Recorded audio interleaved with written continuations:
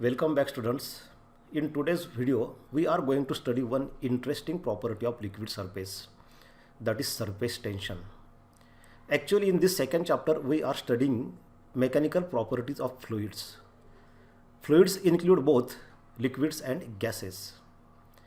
But surface tension is a property of liquid surface only and not of the gases. This is because surface tension is a property of liquid surface and not the entire liquid. Gases do not have surface.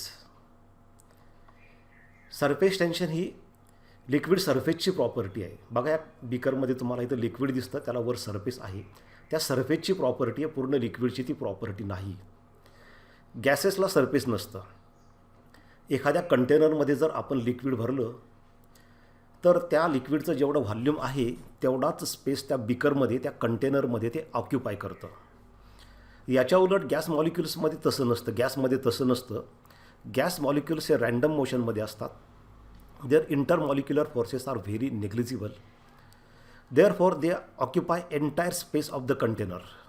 ते एखाद्या कंटेनरमध्ये भरल्यानंतर त्या कंटेनरचा जेवढा space आहे तेवढा occupy करतात. त्याला सरफेस नसल्यामुळं गॅसेसलाही सरफेस टेन्शन प्रॉपर्टी नाही. आणि म्हणूनच आपण या ठिकाणी म्हणू शकतो की सरफेस टेन्शन ही प्रॉपर्टी फक्त लिक्विड सरफेसची आहे.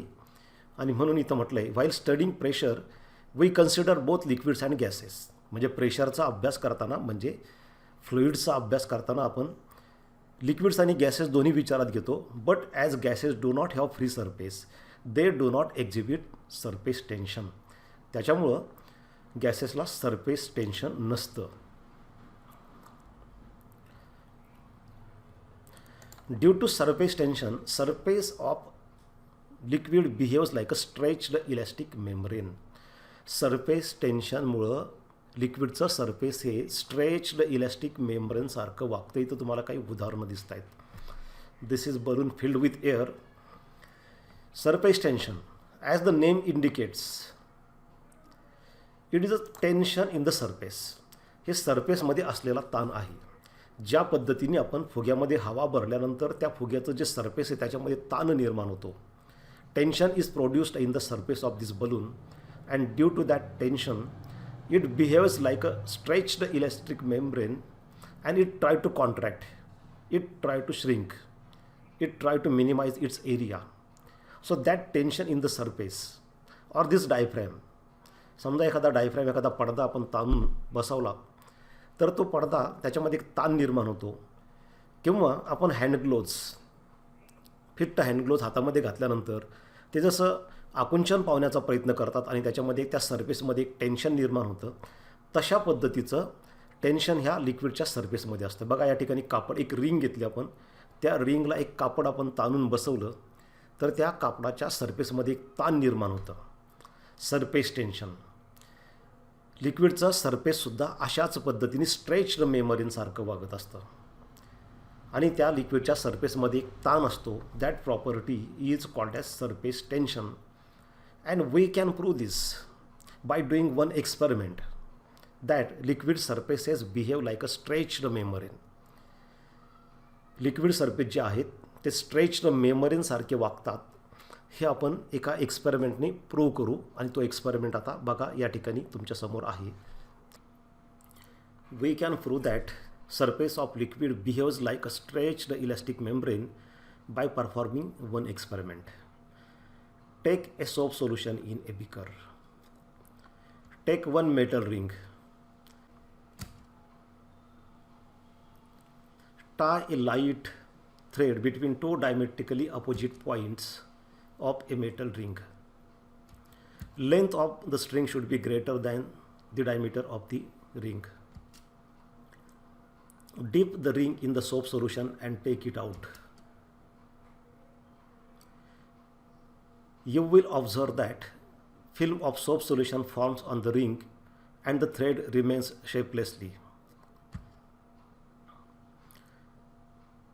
If you rupture the film on the left hand side of the thread, you will see that the thread is pulled towards the right hand side, forming a circular arc.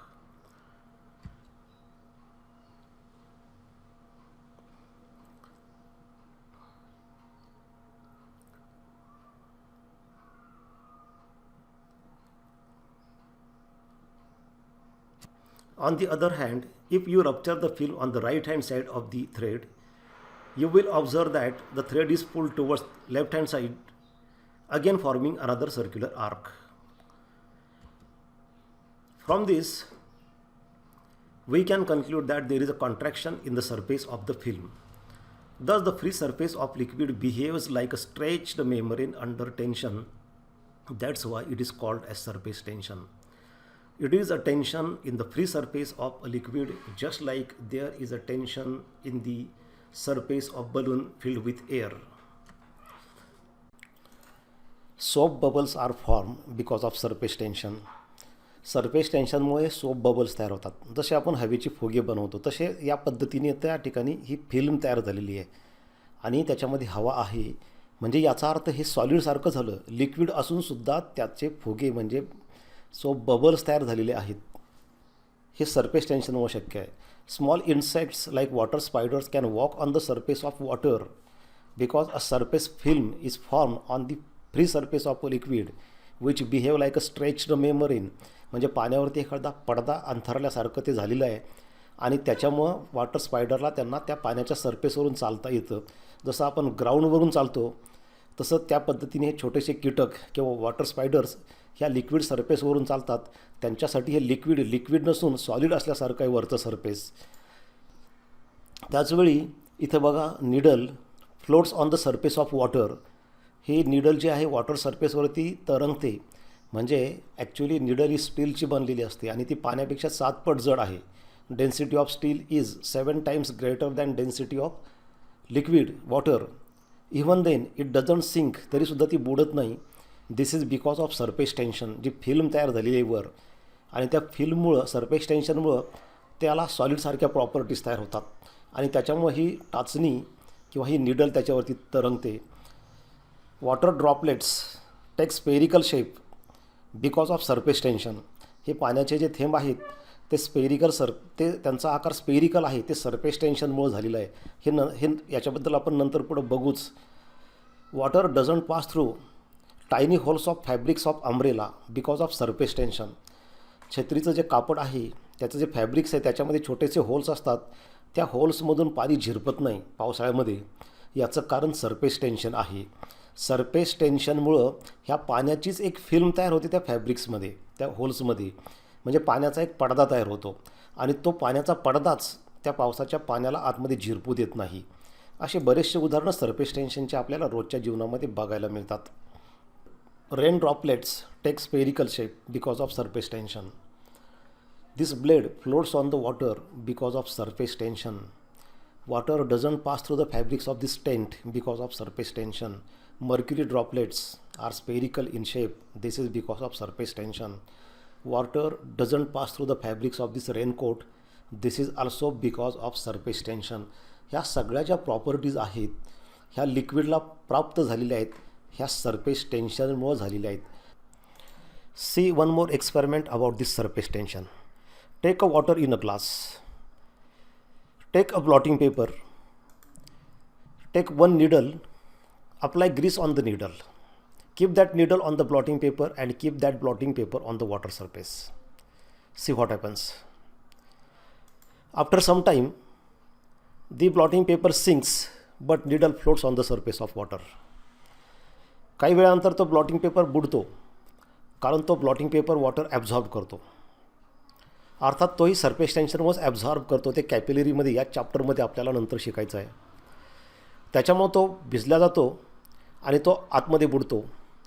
परंतु ती needle जी आहे ती तशीच तरंगत राहते पाण्यावरती. याचं कारण असं आहे, आता निडल मी तुम्हाला मगाशी सांगितल्याप्रमाणे स्टीलची बनलेली असते आणि स्टीलची घनता जी असते डेन्सिटी ती पाण्यापेक्षा 7 पट जास्त असते. तरीसुद्धा ती तरंगते. याचं कारण असं आहे की पाण्याच्या सरफेसवरती जी फिल्म असते त्याच्यामध्ये जे सरफेस टेन्शन असतं ते एक प्रकारचं स्ट्रेच्ड मेमरीन असतं, इलास्टिक मेमरीन, एक पडदा तयार झालेला असतो थोडक्यात. तो पडदा त्या निडलला बुडू देत नाही. This is experiment related with surface tension.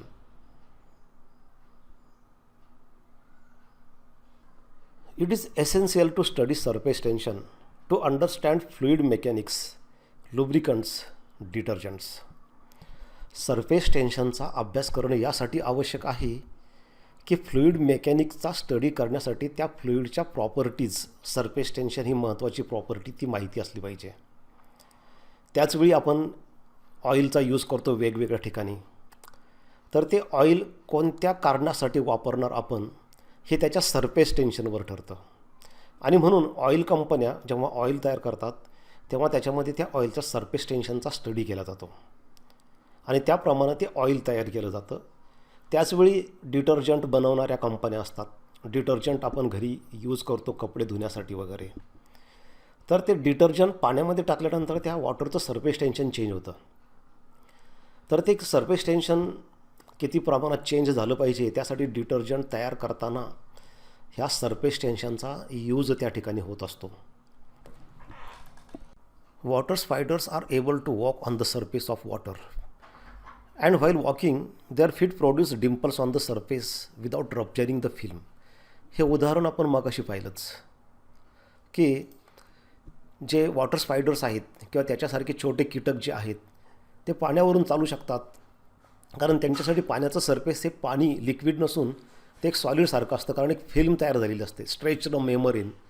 त्याच्यामुळं ते फिल्म जे रप्चर न होता त्याच्यावरून हे छोटे छोटे कीटक चालू शकतात. This is because of surface tension only.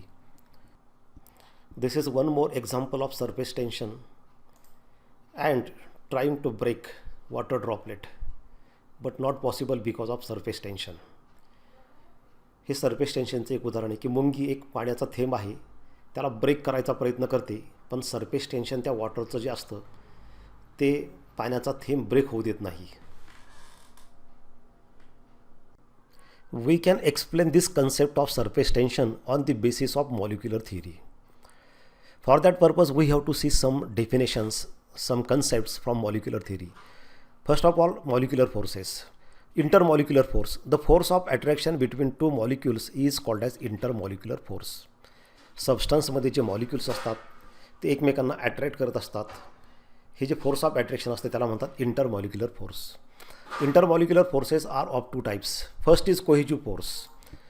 Cohesive force means the force of attraction between the two molecules of same substance is called as cohesive force. Cohesive force म्हणजे दोन मॉलिक्युल्समधलं फोर्स आहे जेव्हा ते दोन मॉलिक्युल्स एकाच सबस्टन्सचे असतात. For example, two glass molecules, two wooden molecules, two water molecules, two mercury molecules. This is cohesive force.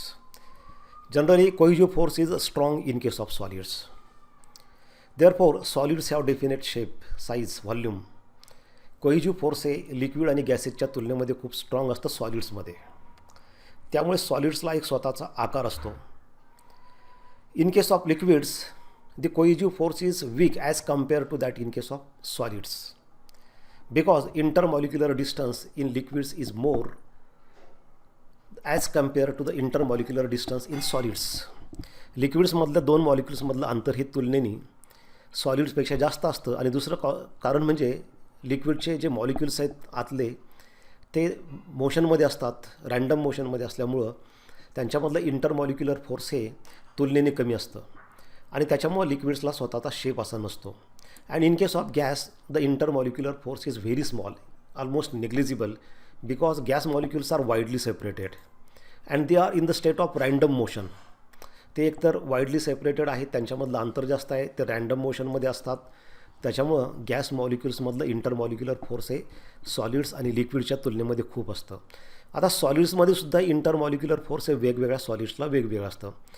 In iron that intermolecular force is different, in diamond that intermolecular force is different, in wood that intermolecular force is different. वेगवेगळ्या पदार्थामध्ये solids जरी असलं तरी वेगवेगळ्या पदार्थामध्ये वेगळं असतं. आता उदाहरणार्थ वूडमध्ये इंटरमॉलिक्युलर फोर्स हे समजा आपण चॉक कन्सिडर केला, खडू, तर त्याच्यापेक्षा जास्त आहे. आपण खडू सहज तुकडे करू शकतो, हाताने मोडू शकतो खडू, परंतु तेवढ्या सहजासहजी आपण लाकूड हाताने ब्रेक करू शकत नाही. याचं कारण आहे की लाकडामध्ये, वूडमध्ये हे चॉकच्या तुलनेमधलं इंटरमॉलिक्युलर फोर्स जास्त आहे. आणि जर तो सबस्टन्स आपण समजा पावडर फॉर्ममध्ये घेतला तर त्याच्यामध्ये अजून कमी आहे. लिक्विड्समध्ये सुद्धा हे इंटरमॉलिक्युलर फोर्स हे वेगवेगळ्या लिक्विडसाठी वेगवेगळं असतं, कमी जास्त असतं. In case of water it is different. In case of mercury, the intermolecular force is greater than that of water. In gases also, the intermolecular forces are different for different types of gases. So this is the first type of force, that is the cohesive force. Second type of intermolecular force is adhesive force. The force of attraction between two molecules of different substances is called as adhesive force. For example, first case, chalk molecules and board molecules, that is adhesive force. आपण बोर्डवरती लिहितो तेव्हा आपण बोर्डवरती आपण जेव्हा खडूनी लिहितो त्या खडूनी लिहिलेले अक्षरं तिथं राहतात, कारण ते खडूचे मॉलिक्युल्स, चॉकचे मॉलिक्युल्स आणि बोर्डचे मॉलिक्युल्स यांच्यामधलं जे फोर्स आहे ते ॲडेजिव्ह फोर्स आहे. Or the intermolecular force between the water molecules and glass molecules, that is also adhesive force. किंवा आपण एखाद्या घराला पेंटिंग करतो, तर पेंटिंग करताना ते जो पेंट आहे त्याच्या पेंटचे मॉलिक्युल्स आणि त्या वॉलचे मॉलिक्युल्स हे सुद्धा हे सुद्धा ॲडेजिव्ह फोर्स आहे, कारण या ठिकाणी मॉलिक्युल्स वेगवेगळे आहेत. जे आपण ॲडेजिव्ज वापरतो म्हणजे फेविकॉल्स, फेविक्विक्स, तर ते सुद्धा त्याच्यामध्ये जे फोर्स असतं ते ॲडेजिव्ह आहे. म्हणजे आपण काय करतो, फेविकॉल घेतला, कागदाला लावला आणि तो कागद आपण बोर्डवरती चिकटवला, तर याचा अर्थ तो कागद आणि तो फेविकॉल यांच्यामधलं फोर्स हे ॲडेजिव्ह आहे, कारण दोन भिन्न पदार्थ आहेत. आणि परत तो फेविकॉल आणि तो बोर्ड त्याच्यामध्ये परत ॲट्रॅक्शन आहे. So these are the adhesive forces. It is a force of attraction between two molecules of different substances.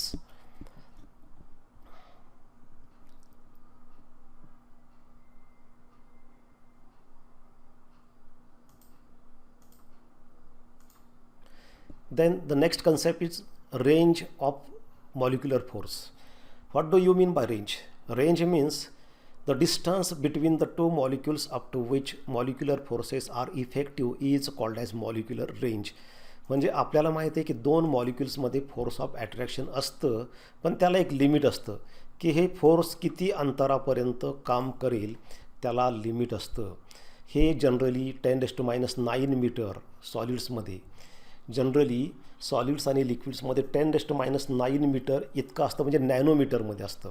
म्हणजे याचा अर्थ समजा हे इंटरमॉलिक्युलर रेंज जर 1 नॅनोमीटर असेल, तर 1 नॅनोमीटरपेक्षा जास्त अंतर असेल तर हे मॉलिक्युलर फोर्स काम करू शकणार नाही. In that case this two molecules will not attract each other. This two molecules will attract each other only if the force distance between these two molecules is equal to or less than 1 nanometre. 1 nanometre किंवा त्याच्यापेक्षा कमी अंतर असेल तरच ते force act होईल. Then the next definition or next concept is a sphere of influence. What do you mean by the sphere of influence? हे sphere of influence म्हणजे काय आहे ती कन्सेप्ट समजावून घ्या. Sphere of influence means an imaginary sphere drawn with molecule as the center and radius equal to molecular range is called as a sphere of influence. Sphere of influence म्हणजे काय, तर समजा हा एक सेंटरचा मॉलिक्यूल आहे, तर त्याच्याभोवती आपण एक स्पियर काढायचं आहे. लक्षात ठेवा, स्पियर काढायचं आहे, सर्कल नाही. म्हणजे बॉलसारखं ते स्पेरिकल आहे. तर ते स्पियर काढताना त्याची रेडियस किती घ्यायची, तर मॉलिक्युलर रेंज इतकी. हे जे स्पियर तयार होतं त्याला म्हणायचं sphere of influence. This means that this molecule at the centre can attract the molecules only inside the sphere. This molecule cannot attract the molecules which are outside the sphere. याचा अर्थ असा होतो की हा जो सेंटरचा मॉलिक्यूल आहे तो फक्त ह्या स्पियरच्या आतमध्ये जेवढे मॉलिक्युल्स असतील त्यांनाच अट्रॅक्ट करू शकतो, किंवा ते मॉलिक्युल्स आणि हा मॉलिक्युल्स त्यांच्यामध्ये फोर्स ऑफ अट्रॅक्शन असेल. जर समजा मॉलिक्युल्स बाहेर असतील तर त्या बाहेरच्या मॉलिक्यूलवरती ह्याचं फोर्स काम करणार नाही. हे स्पियर ऑफ इन्फ्लुएन्स आपण प्रत्येक मॉलिक्यूलला काढू शकतो. लिक्विडमध्ये जेवढे मॉलिक्युल्स असतील त्या प्रत्येकाला आपण हे स्पियर ऑफ इन्फ्लुएन्स काढता येतं. त्याच्यानंतरची नेक्स्ट कन्सेप्ट आहे surface film. What do you mean by surface film? This surface layer of a liquid with thickness equal to the range of molecular force is called the surface film.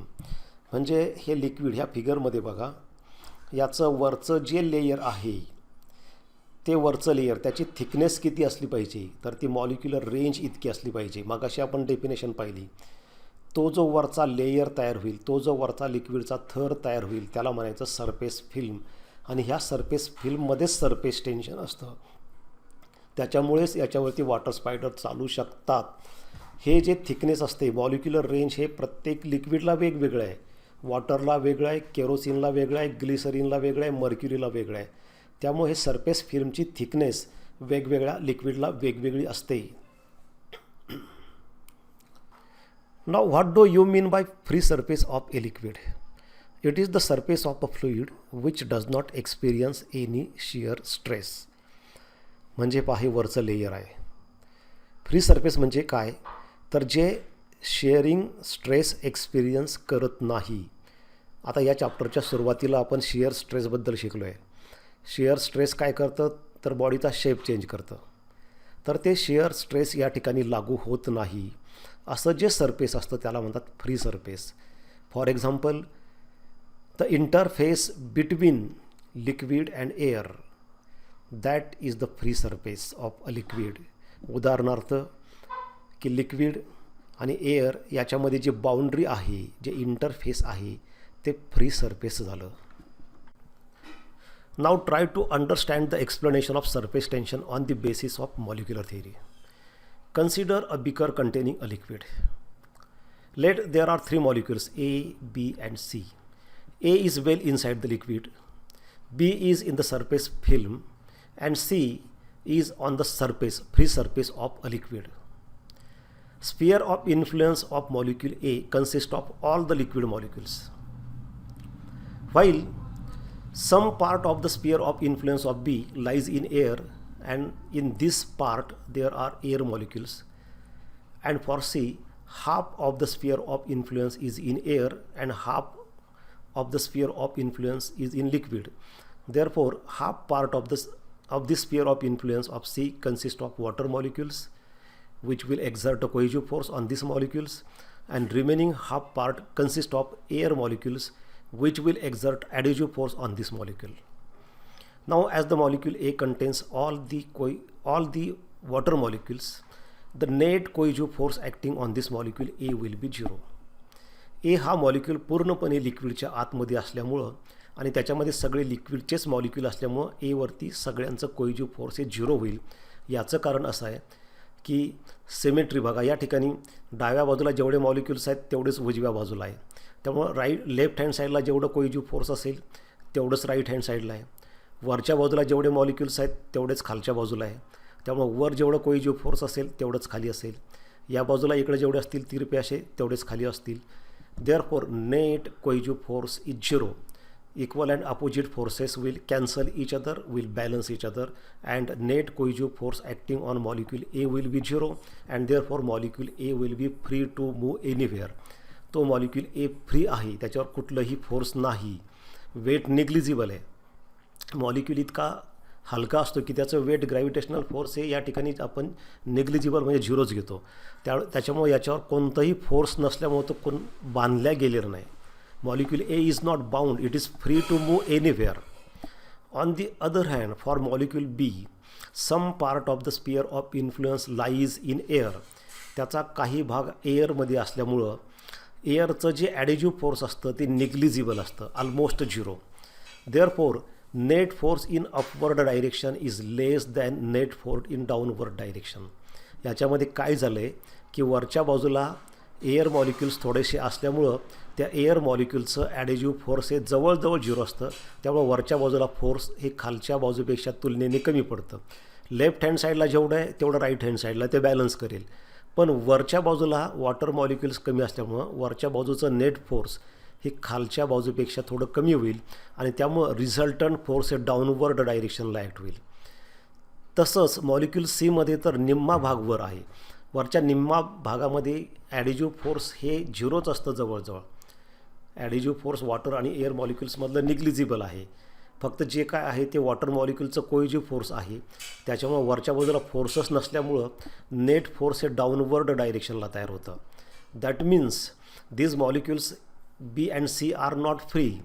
There is a net force acting on B and C in downward direction. Magnitude depends on the position in the surface film. म्हणजे ह्या फिल्ममध्ये जेवढे molecules आहेत त्या सगळ्यांवरती एक net downward force आहे. त्या फोर्समुळे ते बांधल्या गेलेले आहेत. त्या पद्धतीने मॅग्नेट निडलला अट्रॅक्ट करतो आणि मॅग्नेटिक फोर्समुळं ती निडल त्या मॅग्नेटची बांधली जाते थोडक्यात, आणि मग निडल ती हलत नाही. मूव्ह होऊ शकत नाही, त्या पद्धतीने सगळे मॉलिक्युल्स ह्या कोहेजिव्ह फोर्समुळं बांधल्या गेलेले आहेत. They are not free to move. म्हणजे याचा अर्थ असा आहे की ह्या फिल्ममधले सगळे मॉलिक्युल्सवरती डाऊनवर्ड डायरेक्शनला फोर्स आहे. त्याच्यामुळं सगळे मॉलिक्युल्स आतमध्ये जाण्याचा प्रयत्न करतील लिक्विडमध्ये. त्याच्यामुळं हा एरिया कमी होईल, म्हणजे it will try to shrink. मॉलिक्युलची संख्या कमी झाली म्हणजे साहजिकच एरिया कमी होईल. जेवढा एरिया कमी तेवढी मॉलिक्युलची संख्या कमी. मॉलिक्युल्स आतमध्ये जाण्याचा प्रयत्न करतील, पण सगळेचे सगळे मॉलिक्युल्स काय आतमध्ये जाऊ शकत नाही. त्याच्यामुळं काही मॉलिक्युल्सला तर सरफेस फिल्ममध्ये राहणं भागच आहे, आणि जे राहतील they will be under tension. So this film will behave like a stretched membrane. म्हणजे हे इलॅस्टिक मेमरीनसारखं, पडदा ताणून धरलेल्या पडद्यासारखंही वरचं सरफेस फिल्म ह्या ज्या नेट कोहेजिव्ह फोर्स त्यांच्यावरती ॲक्ट होतं त्याच्यामुळं त्याच्यासारखं वागतं, आणि हेच सरफेस टेन्शन आहे.